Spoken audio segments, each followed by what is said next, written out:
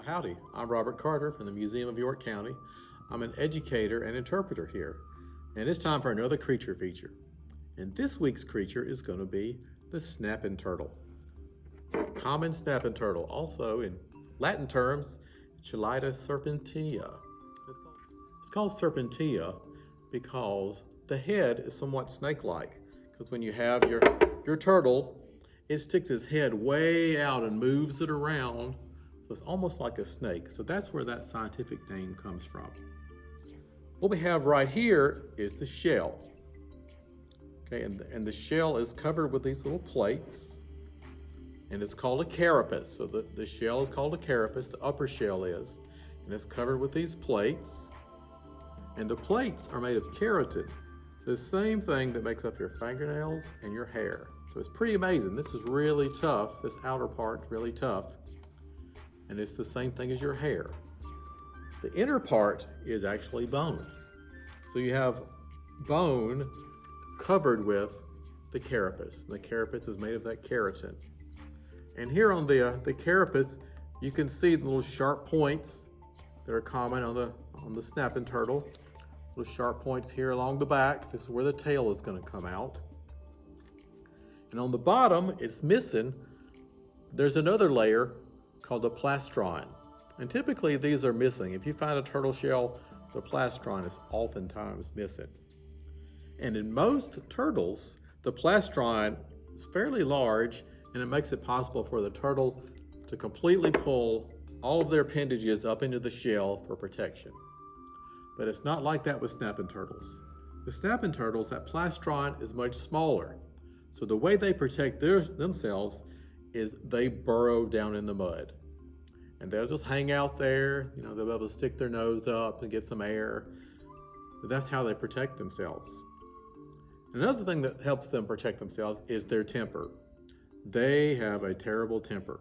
So you don't want to mess with a snapping turtle, especially if you find them on land. When they are on land, they are very uncomfortable.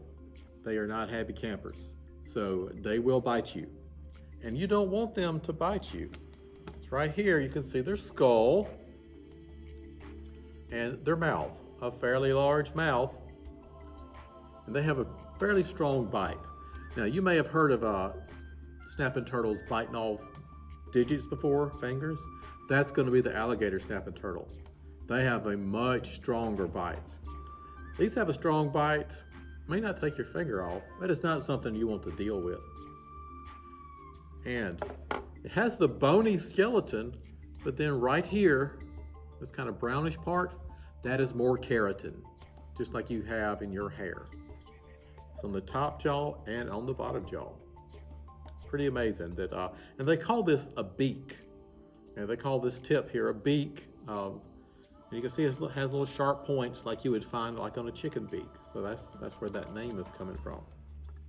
And you can find this common snapping turtle from Nova Scotia in southern Canada all the way down to the Gulf of Mexico and over to the Atlantic Ocean. So throughout the eastern U.S. is where you find them. And they're going to prefer kind of muddy habitats. They like to kind of get down in the mud. They feel comfortable that way because they feel a little camouflage when they're able to get down into the mud. And you see the shell here is kind of mud colored, kind of a tan. Sometimes it'll be kind of a brownish color. But oftentimes when they get older, the shell will appear almost black. But that's because there's so much algae growing on there. And other fungi and stuff like that is growing on there. So it gives it kind of a blackish look. But actually the color is going to be more brown or tan if you could scrub all the algae off of it.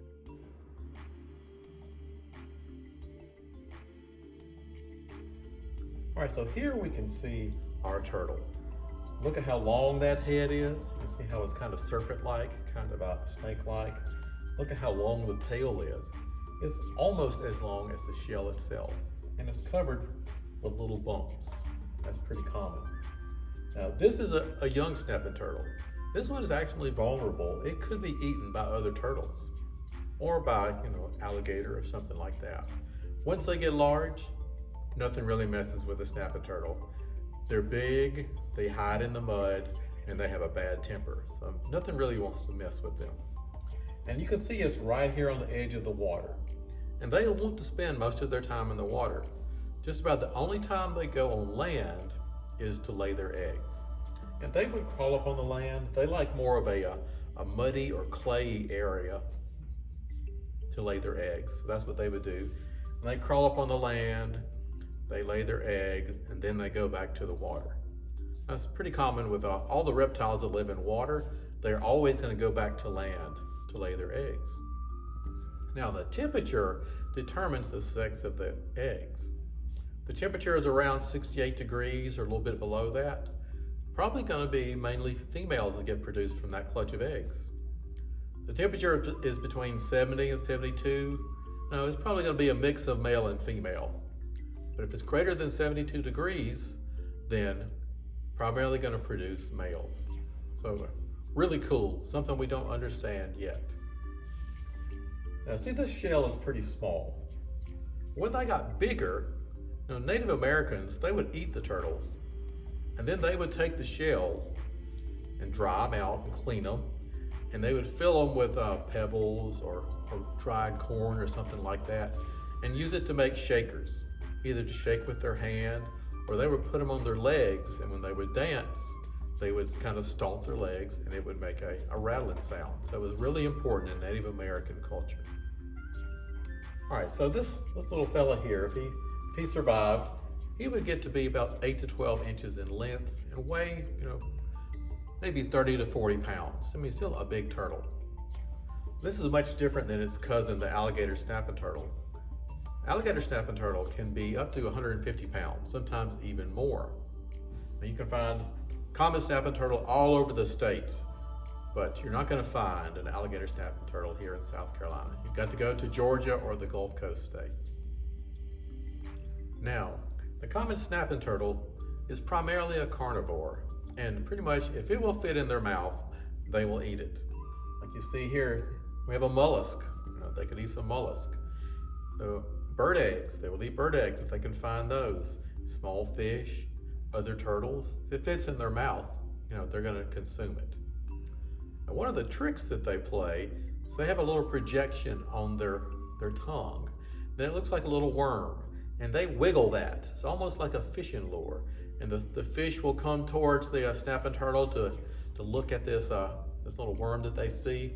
And when they get close to the snapping turtle, it reaches out and grabs them. That's one of the ways it gets its food. But snapping turtles aren't strict carnivores. They also eat plants, especially algae. When they find algae growing on a rock somewhere, they'll go and pull some of that algae off of there. Now, many of you will probably never see a common snapping turtle. They're primarily nocturnal, so they come out at night. And when they're out during the day, they're just hanging out there on the bottom. They might have the top of their nostril, their beak sticking up above the water so they could get some air. They're just sitting there waiting for something to come by because they're ambush hunters. But you're primarily going to see them at night. And if you do see one, I would just leave it alone. They have a ferocious temper. And if you pick them up by that really long tail, there is a chance that you can break their back. So it's just a good idea to leave the snapping turtle alone. All right, so the snapping turtle is a fairly large reptile for the eastern United States. And typically, large reptiles don't do well in cold weather. And you can find this up to the Canadian line.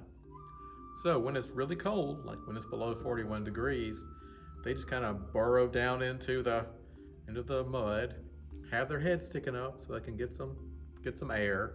They slow their metabolism down and they just kind of wait out the cold weather.